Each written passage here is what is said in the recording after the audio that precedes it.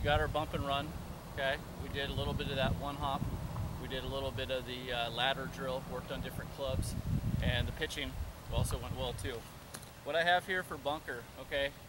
For me, bunker is a lot easier than what most people give it, okay? I like to think about it in 3 key terms, okay? Set, pull, and scoop, okay? And we're gonna kind of break that down. The main thing here is, as I'm getting into the green, okay, and I'm looking at my target, look, I wanna go to this near pin. So I'm just gonna draw my line of where I wanna set up the club face, okay? I'm setting a line here that's a little more open. That's gonna be for my feet, okay? Now when we get set up, okay, I wanna start getting into the sand and start getting into the sand a little bit deeper and deeper. Now, there's 3 reasons why you wanna kind of get your feet into the sand. Anyone?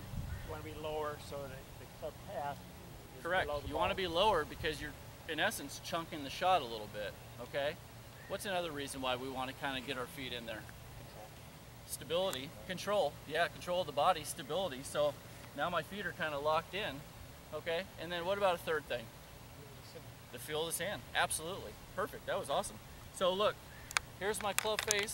Here's my feet, okay? My stance is a little bit open compared to my club face here. Now, when I go ahead and get set up, I don't want to lead with the leading edge right here. I want to use the bounce, okay?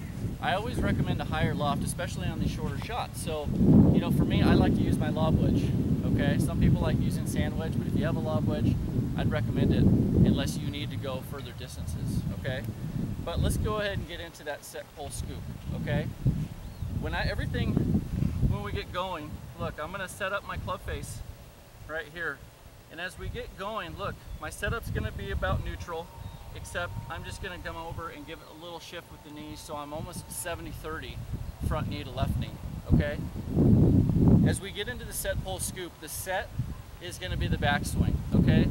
A lot of times on a regular golf swing, we come back, we create width, okay? But for us in a bunker, I want you to set your hands as quick as possible, okay? As you're taking it back. So it's taking it back, and we're just gonna come back and set the hands, okay? And if you notice, this is pointing right down to the ball, okay? They're set.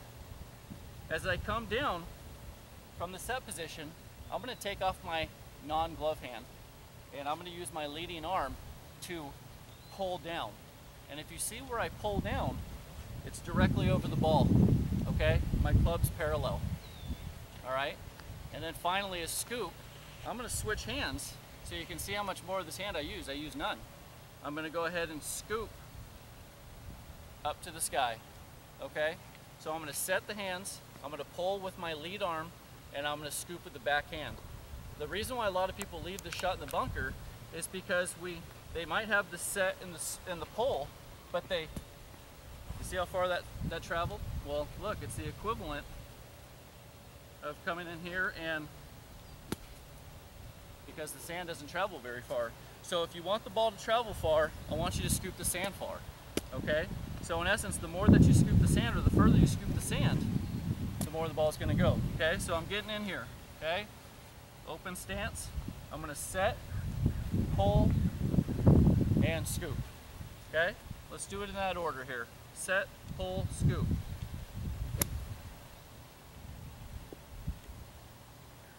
You guys hear that little click?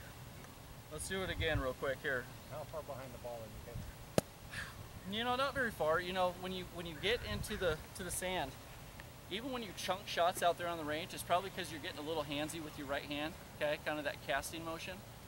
I'm gonna probably hit right about 3 inches behind the ball, okay? So I could be right here, but the main thing is I'm not pulling through with my lead arm, or else I would hit a shot thin. I have to activate the right hand to get the club head under it, okay? So let's get one last one in here. We're gonna set the hands, we're gonna pull with the lead arm, and then we're gonna go ahead and scoop to the sky.